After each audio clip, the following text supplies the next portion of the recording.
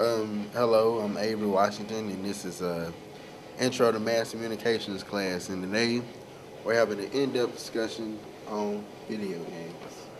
First off, I would like to ask, what are your favorite old school video games and why?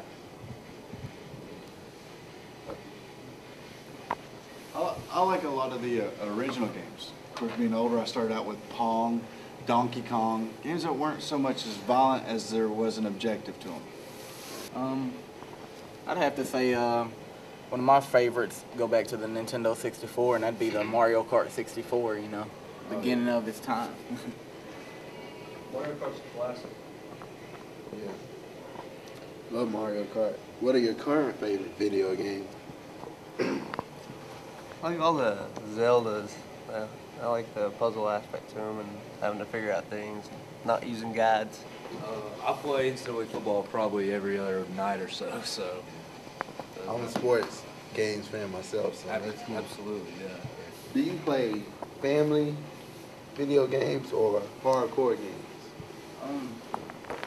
Me and myself, I have two kids, so me and my daughters, we sit there and play the Guitar Hero World Tour a lot. I think that's classic. I don't know if this is necessarily answering your question, but why in the world would somebody non-military need to know how to take out terrorists in a modern warfare type setting? What if they show up at a doorstep? What's the actual value in learning how to? What if Osama bin Laden comes to your doorstep with a 44 Magnum? What are you gonna do?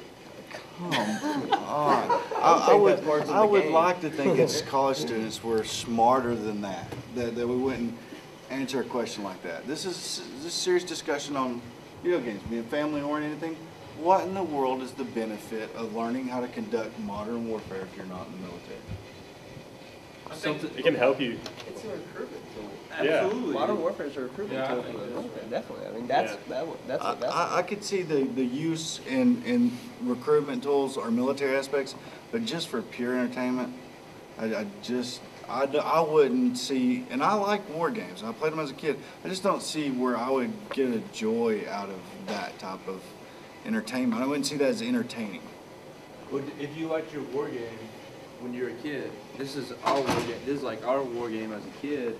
So it's entertaining to us. It shows you a little different side of everything. Like nobody, I mean, unless you've been over there, you don't really know what's going on. You know what I'm saying? So it's kind of giving you a little bit of a picture of maybe this is what it's like, and this is fun to play to me, and so it's interesting, and it does get you actually a little bit behind the troops, because like when you're playing as the SEALs or whatever, you're like, yeah, America. You know what I'm saying?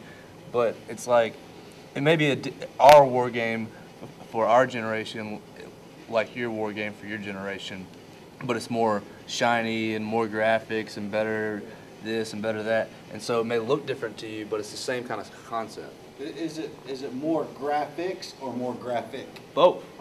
So that's where I get lost in the translation. And when I say war games for me, I'm not talking just computer. I mean, out in the woods with your friends, with bang, bang, pow, pow, falling down hills and stuff like that. Right. But when I look at games like Modern Warfare and stuff like that, I mean, you're literally seeing kill shots that are very accurately depicted. And I just can't see the entertainment value in that. And I appreciate that y'all do. I just can't see that as entertainment. It's like how you were saying outside in the woods, kind of like when I was younger, me and my brothers, my cousins, my mom and my aunt and everything, they went and bought us all. There was like 10 kids all together. They went and bought us all like the little laser tag things where you run around with it on your chest, and so we'd hide in trees and stuff like that. So that's more, it's different because we were actually outside playing compared to like the video game aspect of it. So. But you weren't seeing blood splattered or heads blown off or anything like that. That's my point. Well, I want to ask you guys, what would you say are the characteristics of a hardcore video game? It would have to be, I think to be considered hardcore, a lot of graphical stuff, like, a lot of the blood, seeing somebody's head getting chopped off. I go back to my time when really was into video games. It'd be like Mortal Kombat style games, you know, seeing somebody's head get pulled off, a lot of blood every time somebody gets hit, you know, that type of stuff. Okay. What was the question again? What are the characteristics of a hardcore video game?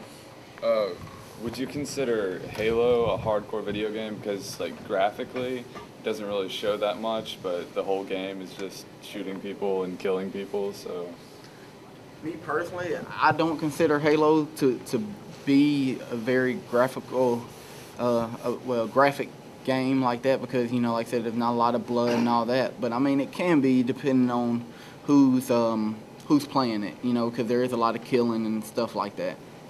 I think you're taking the concept of the hardcore game the wrong way. I don't think it has anything to do with the graphics or bloodshed. I think it's more on like Final Fantasy. Like that's a hardcore game because people get so involved with it. And I would think, you know, massive multiplayer online games like what was that? World of Warcraft. Like that would be considered a hardcore game. But I don't think there's any blood. I don't play it, but I think games like that are more considered hardcore games. I want to agree with what he said. I think the hardcore might be taken a little out of context. And yeah, we've talked about the graphic part of it. But I think freedom of the game also can be hardcore. We talked about Second Life. You know, if you can create a fake avatar that, you know, looks completely hot and, you know, as a guy I can be a girl and go out and say and do whatever. I think that's just as hardcore as graphic violence. I think that when you get into the hardcore aspect, it becomes how much freedom do you have within the game to be someone you're not or do something you would not normally do. Like a Grand Theft Auto kind of thing? Yeah. You can just run around and do whatever you want to. You can play the story, but if you don't want to play the story, you can run around all of New York City and just shoot people all you want, and so do whatever you want to do. And That would be hardcore. Exactly. Okay, next question. Does Wii, because of the motion control, encourage more active gaming? Yes, it does. And I say that because when you play Wii Sports, you have to kind of get up and move around, you know. And when you do the Wii Boxing, you get a pretty good workout doing that and stuff. That's what I think. I do agree. It does give you more motion, but there's also tricks to the game. I have a 5-year-old that plays Wii, and we got it thinking he would be more active with video games, you know, like Wii instead of PlayStation. And when you go in to watch him play, he's sitting in a chair. He's learned how just to do his hands as little as possible, and there's no movement to it. Now I can see with Wii Sports or Wii Fit where you're having to do the balance board and actually physically stand up and move, but as long as it's 2 controllers in your hand, that's not gonna, you're really not doing anything but moving the controller around, which if you watch most people play Xbox or PlayStation, they're doing this anyway because they're into the game. So I don't think that the Wii's doing anything for it. You know, you saying that, you know, that really brings me to my next question, which is, what are some examples? Yeah, that's a great example. You know, if you don't have to physically get up and move your legs, it's not a real activity. Now, Wii Fitness and stuff like that, I don't know if anybody has that, where you're on the balance board, having to stand up movements. There's also the new games with the motion cams that actually track your movement.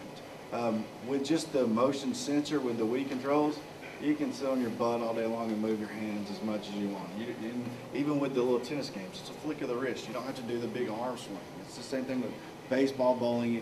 It's just a flick of the arm. There's no real movement to it at all.